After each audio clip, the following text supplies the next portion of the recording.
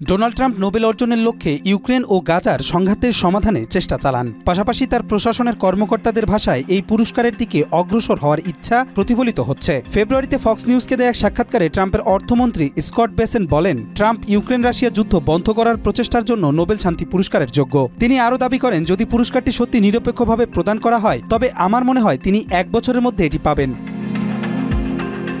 এছাড়াও নিউ ইয়র্কের কংগ্রেস সদস্য এলিস স্টাফানিক ও কনজারভেটিভ পলিটিক্যাল অ্যাকশন কনফারেন্সে ভাষণ দেওয়ার সময় ট্রাম্পের জন্য নোবেল শান্তি পুরস্কারের দাবি জানান। মার্কিন স্বরাষ্ট্রমন্ত্রী ডগ বারগাম এবং মাইক ওয়াল্টজও একই ধরনের আহ্বান জানিয়েছেন। যুক্তরাষ্ট্রের জাতীয় নিরাপত্তা উপদেষ্টা মাইক ওয়াল্টজ আত্মবিশ্বাসীভাবে বলেন, শেষ পর্যন্ত আমরা ডোনাল্ড ট্রাম্পের নামের পাশে নোবেল পুরস্কার দেখতে পাব। তবে বাস্তবতা হলো ট্রাম্পের নোবেল শান্তি পুরস্কার জয় অনেকটাই নির্ভর করছে তার ইউক্রেন যুদ্ধ শেষ করার সক্ষমতার উপর। যদিও ট্রাম্প দীর্ঘদিন ধরে নোবেল পুরস্কার পাওয়ার ইচ্ছা পোষণ করে আসছেন, তিনি নিজেও সন্দেহ প্রকাশ করেছেন যে নরওয়ের সংসদ দ্বারা নিয়োগপ্রাপ্ত কমিটি তাকে এই পুরস্কার দেবে কিনা। গত মাসে ওভাল অফিসে ইসরায়েলি প্রধানমন্ত্রী বেনিয়ামিন নেতানিয়াহুর সঙ্গে এক বৈঠকে এক সাংবাদিক প্রশ্ন করেন, ট্রাম্প যদি গাজার যুদ্ধ শেষ করতে পারেন তাহলে কি নোবেল শান্তি পুরস্কার আশা করছেন? উত্তরে ট্রাম্প বলেন তিনি এটি পাওয়ার যোগ্য। 2024 সালে ট্রাম্পের নাম নোবেল পুরস্কারের জন্য মনোনীত হয়েছে।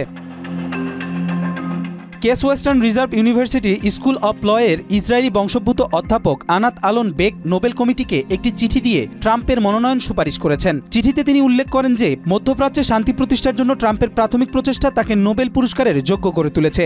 এছাড়া ইউক্রেনের রাজনীতিবিদ ওলেক্সান্দ্র মেরেজোকও ট্রাম্পের নাম সুপারিশ করেছেন।